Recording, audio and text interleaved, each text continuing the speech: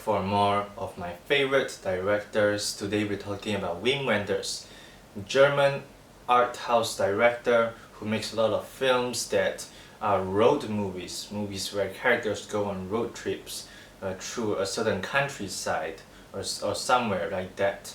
And those characters learn something in the process, either about themselves or about each other or about the world around them. His movies also usually have Robbie Miller as his cinematographer. And I have to mention this guy because he's such a huge part of what makes a Wim Wenders movie special. The way his movies look, and that's all Robbie Miller right there. Robbie Miller also worked with Jim Jarmusch, and you could see it, the way that his shots look. Usually his shots are soaked in a certain color, usually it's blue or red, and his shots usually have natural lighting and usually just feel like they are lit by a certain color that informs the audiences of its mood. And a Wim Wenders film also usually has nostalgia for the past and usually has some sense of longing for something that has been long gone. So now that I've got that out of the way, I want to talk about my 5 favorite Wim Wenders films. But first I want to talk about Wings of Desire, because this is a film that I actually couldn't finish. This is a Wim Wenders film, and I usually pride myself in being able to finish movies. Even if those movies are total garbage like Transformers, I still finish them. But I couldn't finish Wings of Desire. I watched this movie for about an hour because I just had no idea what was happening. And I don't mean the basic plot line, I mean I had no idea what's happening at the moment while I was watching it.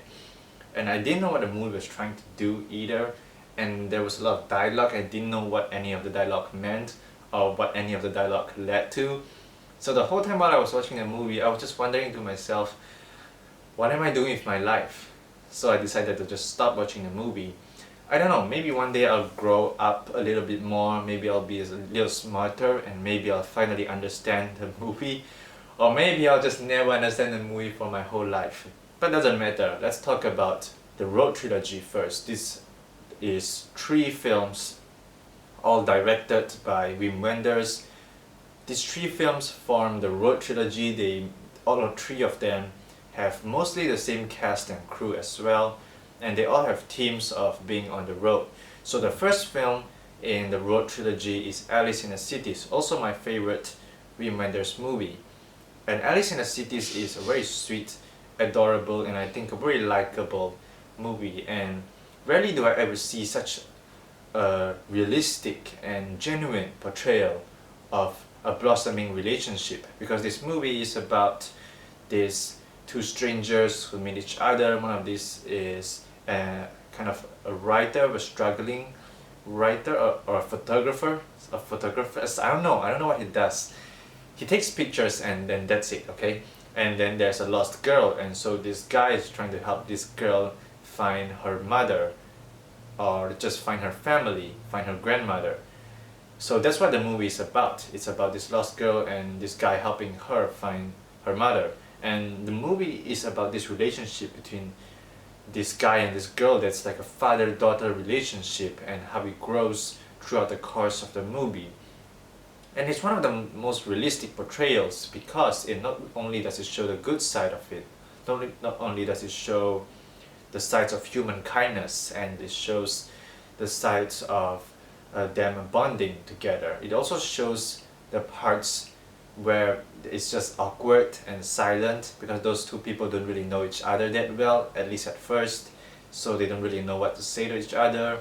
And it also shows a lot of rocky paths, a lot of arguments, a lot of banter. Sometimes they get angry at each other, and it's just such a complete portrayal of this father and daughter relationship, and I think that's pretty amazing.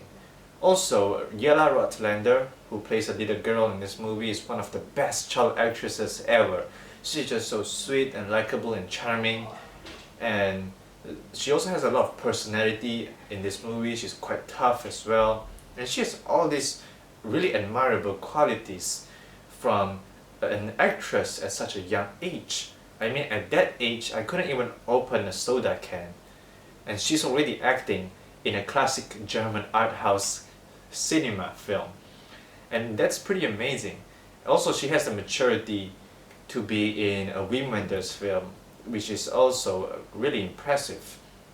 Definitely one of my favorite child actresses, but we also have to talk about her partner in crime, Rudiger Wolger, who plays a more sensitive character, a more caring character in this movie. And he is, I guess, half of the equation of what makes this film so great. You can't have Get Out Lander without him, and both of them together just makes this movie so sweet and cute and likable, but also with a lot of moments of silence and moments of reflection as well. The next film in the Road Trilogy is The Wrong Move. The Wrong Move really stands out in the trilogy as well as in Wim Wenders' entire body of work because it's a very pessimistic movie. It's dark, it's depressing, it's gloomy, and it's not like any of other Wim Wenders movies. His movies aren't usually this depressing because this movie wasn't written by him. It was written by his good friend Peter Handke. I don't know how to pronounce his name. It's a German last name. So this movie is very different tonally, and the way the characters act in this movie also is very different from Wim Wenders' usual style. But don't let it detract you from watching this movie because it is still a good movie, it's still worth watching. But what makes it different apart from the tone? And I think this movie is still worth watching because it has a lot of really good dialogue in it. A lot of great philosophical ramblings and discussions in this movie. But you also have to understand that this is a very wordy movie. The characters talk a lot, not just to each other, but also to themselves as well. But once you get past how wordy this movie is, I think you'll find actually a lot to like in this movie. I actually don't mind that it's wordy. I actually like the fact that it's wordy because it seems like there's always something new that's throwing itself at you at every moment. A new sentence, a new paragraph, a new monologue that's always throwing itself at you. Sure, it can be exhausting, but it's also really rewarding when you understand what they're saying. But this movie also has a problem. It sometimes has characters doing actions that I don't think are very believable to their personality. Sometimes the characters do things that seem like they are only doing it because the writer is trying to insert himself into his characters, and that can pose as a problem, but it's still worth watching at the end of the day. The next film in the Road Trilogy is Kings of the Road. Now this is an epic movie. If there's only one movie that you want to watch in your whole life to understand what Wim Wenders has to offer as a director, it has to be this movie. Because Kings of the Road is really an epic that's 3+ hours long, and I could understand why some people wouldn't want to watch it. But there are people out there who don't even want to watch any movie that goes beyond 3 hours. And this movie isn't just that, it's also black and white.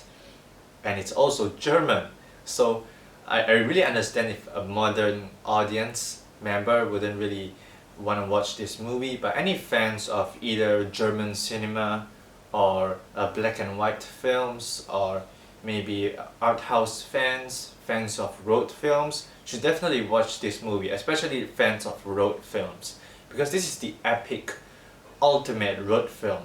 And this movie really captures how it feels like to be a wanderer, to live from one place to another, to live in a van, basically, and to just move around a lot and don't really have a fixed place to live.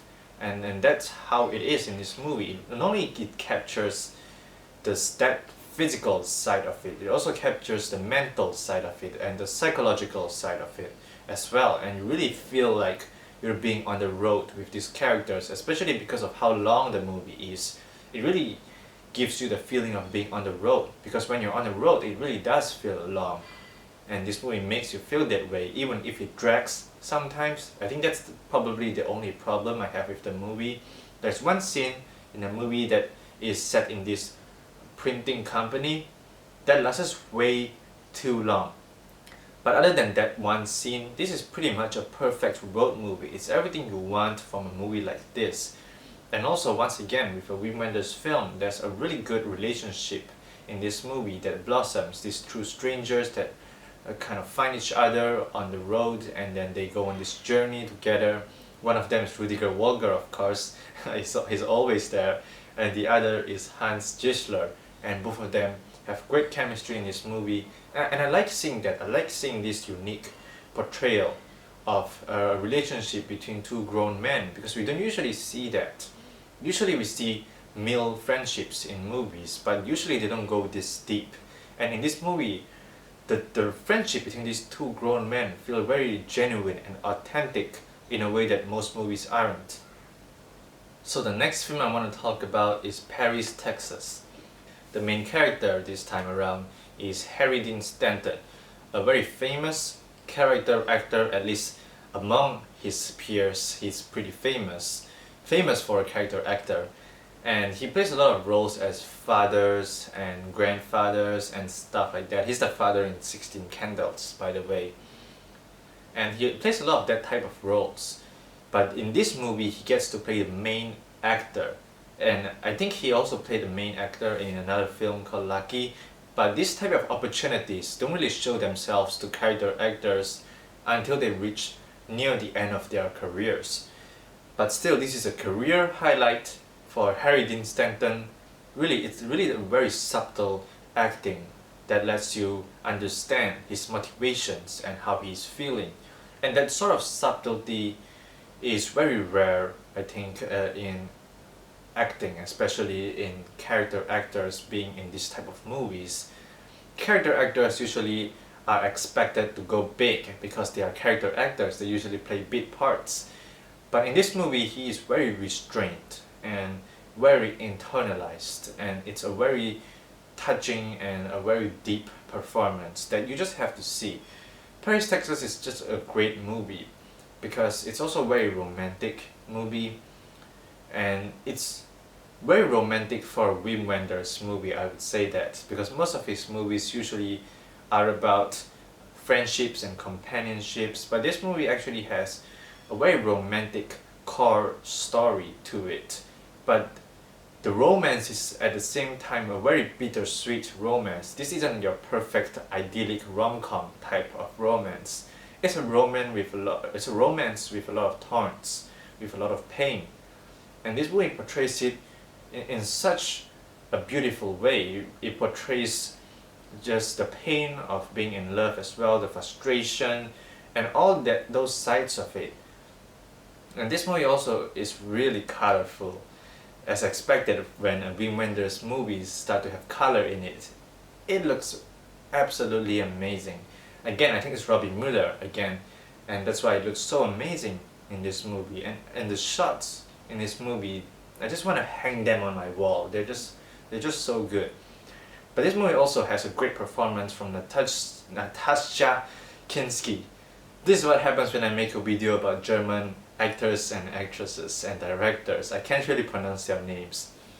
But Natasha, who also worked with Wim Wenders in The Wrong Move, she's really good in this movie, and she has a really great screen presence in this movie, although she doesn't appear for a very long time, but all the scenes that she's in are just absolutely mesmerizing, and you can't really keep your eyes off her when she's performing in this movie. There's a very bittersweet tone to this movie that I really like, that I think it sets this movie apart from the other Wim Wenders films. This film is just a lot more bittersweet and melancholic. The last film I'm talking about is the Lisbon Story. Now this film is a sequel to The State of Things, but the thing is, I haven't actually seen The State of Things, so I'm jumping to this sequel without knowing anything about the movie that came before it. And honestly, I don't think it matters that much, because again, it's a Wim Wenders movie. And especially in this movie, even compared to other of his films, this movie doesn't really have much of a story. In fact, I think this movie has the least story in any Wim Wenders films that I have seen. Maybe apart from Wings of Desire, but then again, I don't really understand that movie. So this movie doesn't really have much of a story. But what this movie has is, I think, a lot of experience from the actors and the directors. This movie feels like a late career movie, if you know what I mean. like when the director has already made movies for a very long time, so now he's making this new movie and it's not gonna have the energy of his early films. It's not gonna have the type of passion anymore. But what replaces that energy and passion is maturity and reflection and a lot of thoughtfulness that wasn't in his early films. This movie is exactly like that. This movie may not have the energy of his early films, but it's not supposed to be. It's supposed to reflect the age and the experience and the maturity of both the actors and the directors. And if you have seen all of those movies that I talked about earlier, and when you watch this movie, you're gonna get a really nostalgic feeling because it feels like the characters in this movie seem to be exploring the history of Wim Wenders' very own career. And this movie just seems like Wim Wenders and all of his friends have now reached an old age and they want to make a movie that would reflect that. And I think if that's what the Lisbon Story is about, then it definitely works. This movie may not have much when it comes to story or even characters. It doesn't really have that compelling characters as well. It doesn't really have much dialogue as well. A lot of the movie is really silent. So what does this movie has? It has great direction. It has great acting, and most of all, it's just a very beautiful movie. This movie is like going to an art museum where every shot just looks absolutely amazing.